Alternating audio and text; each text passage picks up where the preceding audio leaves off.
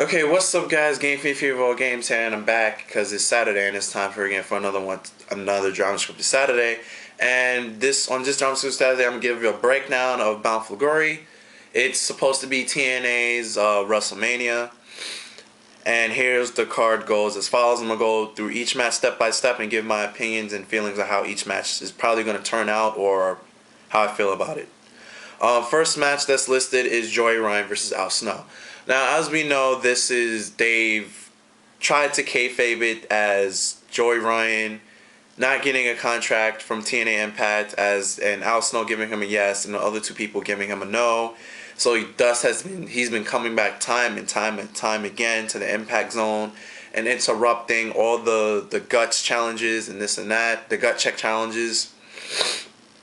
And I feel that he came back way too many times to keep the kayfabe alive that he really isn't signed by TNA Impact. I think if he would have came back at least twice, like if he would have came back like 2 weeks after he got kicked off, and then like probably if he would have came back like last month and then probably did like an internet promo or something against TNA, then I would think that would have been better. But instead, he came back I think at least 4 times, assaulted Al Snow twice, and it's not a secret anymore. Like we kind of get the hint that he probably is signed behind the scenes. And this match, Joey Ryan versus Al Snow, I think Joey Ryan's gonna win. I do not see why they would have Al Snow beat Joey Ryan. If Al Snow does beat Joey Ryan, that means Joey Ryan doesn't get an Impact deal. But Joey Ryan is awesome. He has the it factor. After that, what's listed is James Storm versus Bobby Roode and a street fight, and King Mo, the gimmick. There is the enforcer. I'm gonna say James Storm's gonna win this.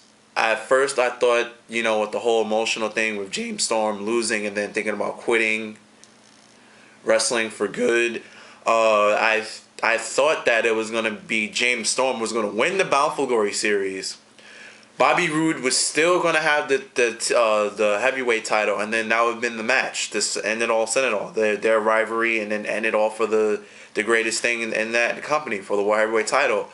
But TNA wants to ride the wave of Austin Aries, which is smart because Austin Aries is the best man that ever lived.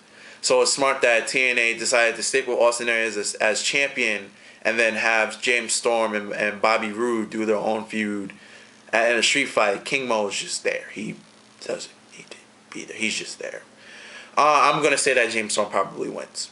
And after that is the TNA Knockout title between Tara and Miss Texmacher.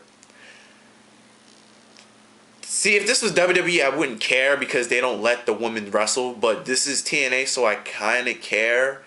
It should be an interesting match. Should be a good match because Miss Texmacher has gotten better in the ring, and Tara's been wrestling for the past 15 years now.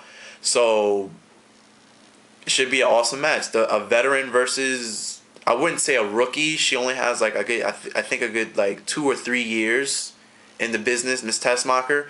So it should be it should be a good match.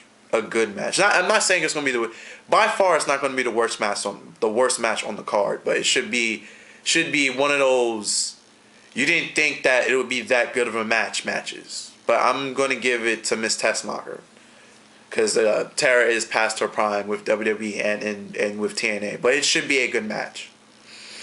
After that is the TNA television title. It's Joe Magnus versus Samoa Joe for the television title. And I'm going to say that it's also going to be an excellent match. That might be the 3rd best match on the card.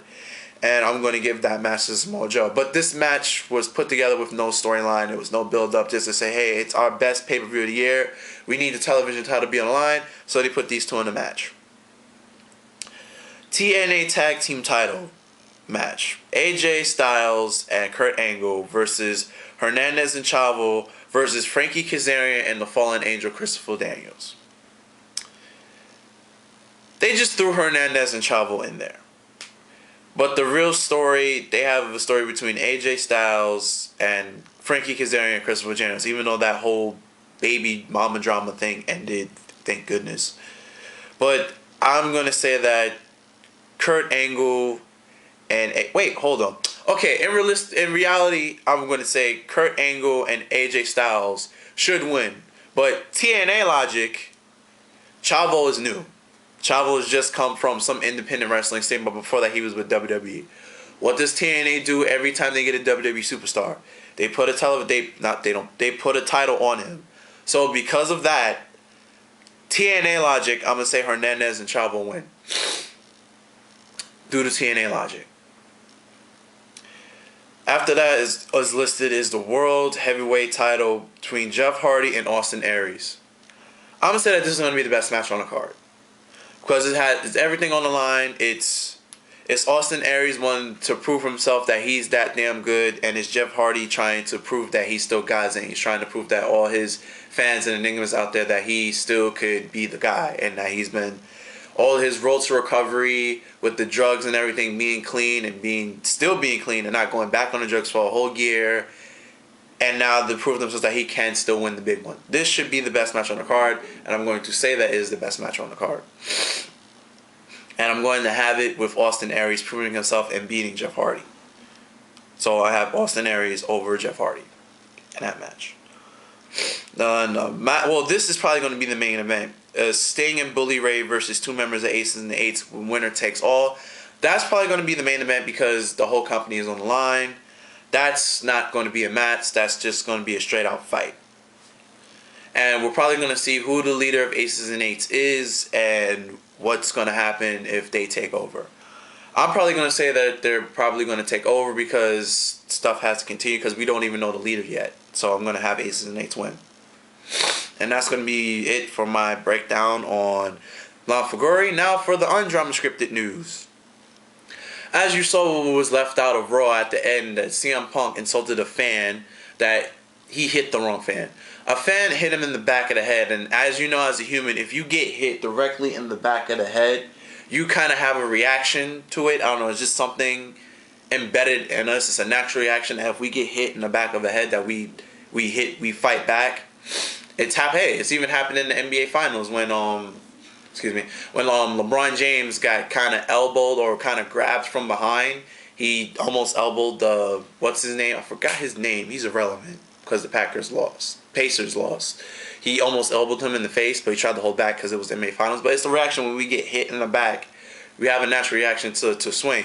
And CM Punk hit the wrong fan twice. And now the fan wants to... At first, he didn't want to press charges or do a lawsuit, but now he's considering about doing it. And there's also rumors going around that CM Punk may be suspended. But who knows, because he does have the WWE title. And on Drum Scripted News, after this week, Monday is the deciding day whether if John Cena is ready to go or not. With his elbow, is he ready to go or not? Monday is going to be the final day. If it's a no, he sits out and waits. It comes back to action after Hell in a Cell. If it's a yes, then they're probably going to have CM Punk pick Cena, or they just may do a triple threat. Because it's kind of unfair to Ryback that you give Ryback all the suspicions that he's going to be pushed in the main event. He's going to be in Hell in a Cell. And then if Cena's ready to go, you kind of dump him to the side. That's unfair and messed up to him. Because this would be a big drop in the ball if Ryback does not get put in that main event.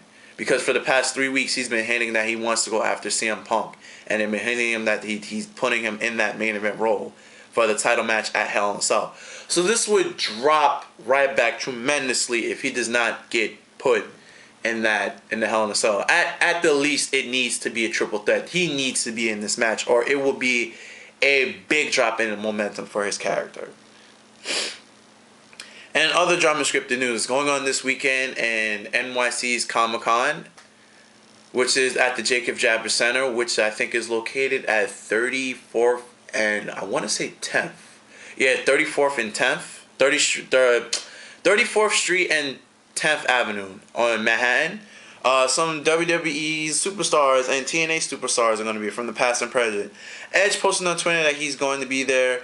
Dolph Ziggler has a booth, I think, from 2 to 5. I think it's 2 to 5. And Bella Twins was spotted there yesterday. And Robbie E says he's going to be floating around. So if you guys are going to Comic-Con today and tomorrow, be on the lookout for those superstars. And this is going to wrap it up for this week's Drama Script this Saturday. And please remember to rate, comment, and subscribe, and share this video if you care. And I'm Game Fifi, all games guys. And the next time you're hear from me is on Monday for this week's Modern Monday. And yes, I'll have a Modern Monday this time. And I'm out here, guys. Later. Peace.